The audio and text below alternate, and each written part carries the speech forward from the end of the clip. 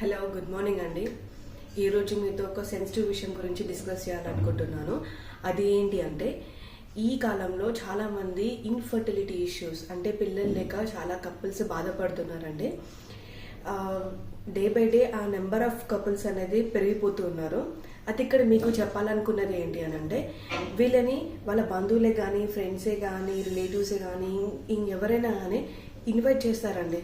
Invite చేసి వాళ్ళ శుభకార్యాలలో కొన్ని తతందులు ఉంటాయి కదండి చేసేవి, వాటిని వేటిలో కూడా ఇన్వాల్వ్ చేయరండి.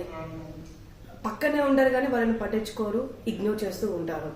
అంటే ఇండైరెక్ట్గా వాళ్ళు ఎవరో బయట వాళ్ళైతే ఏ పోనీలే అని అనుకుంటారు. కొన్నిసార్లు బంధువులు కూడా అలాంటివే చేస్తూ ఉంటారండి. ఎలా అనంటే వాళ్ళని అసలు పట్టించుకోరు, పక్కనే ఉన్న వాళ్ళని అసలు అంటి ముట్టనట్టుగా ఉంటారు. ఇట్లాంటివన్నీ చేయకండి ప్లీజ్. సో మీకు అంతగా వాళ్ళు రావడం ఇష్టం అంటే వాళ్ళు అట్లాంటి వాటిలో ఇన్వాల్వ్ అవ్వడం ఇష్టం లేదనుకుంటే వాళ్ళని అసలు ఇన్వైట్ చేయకండి. మీకు పోయేదేముంది?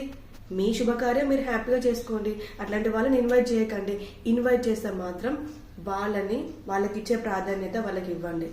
ఎందుకంటే వాళ్ళు ఎప్పుడు కూడా ఎదుటి వాళ్ళ చెడు అనేది కోరుకోరు. అది గుర్తుపెట్టుకోండి.